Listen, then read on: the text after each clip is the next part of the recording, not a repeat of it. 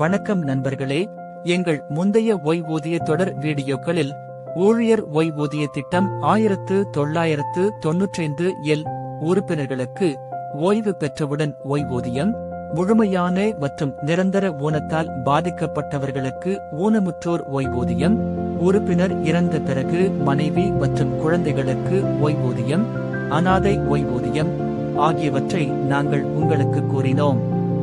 ஆனால் உறுப்பினருக்கு மனைவி மற்றும் குழந்தைகள் இல்லை என்றால், அதாவது உறுப்பினர் திருமணமாகாதவராக இருந்தால் என்ன நடக்கும்? நண்பர்களே, திருமணமாகாத உறுப்பினர் ஒருவர் தனது வாழ்நாளில் ஓய்வூதியம் பெற யாரை வேண்டுமானாலும் பரிந்துரைக்கலாம். இத்திட்டத்தின்படி ஒரு உறுப்பினர் எந்த ஒரு நிறுவனத்தையும் அல்லது ஸ்தாபனத்தையும் பரிந்துரைக்க முடியாது. ஆனால் உறுப்பினர் தனது வாழ்நாளில் யாரையும் பரிந்துரைக்கவில்லை என்றால் என்ன நடக்கும்? இந்நிலையில் அவரை சார்ந்திருக்கும் பெற்றோருக்கு ஓய்வூதியம் கிடைக்கும். முதலில் தந்தைக்கு ஓய்வூதியம் வழங்கப்படும்.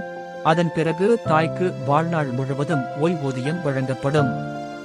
நினைவில் கொள்ள வேண்டிய விஷயம் என்னவென்றால், உறுப்பினர் வேலையை விட்டு வெளியேறி 36 மாதங்களுக்கு பிறகு இருந்து அவரது சேவை 10 ஆண்டுகளுக்கு குறைவாக இருந்தால், அவரது மனைவி அல்லது நாமினி அல்லது சார்ந்திருக்கும் பெற்றோருக்கு ஓய்வூதிய திட்டத்தில் இருந்து திரும்பப் பெறும் நன்மையாக மொத்த தொகை கிடைக்கும்.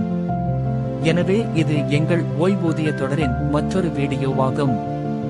ஊழியர் ஓய்வூதிய திட்டம் 1995 பற்றி இப்போது நீங்கள் நன்றாக புரிந்து கொண்டு அதை சரியாக பயன்படுத்திக் கொள்வீர்கள் என்று நம்புகிறோம்.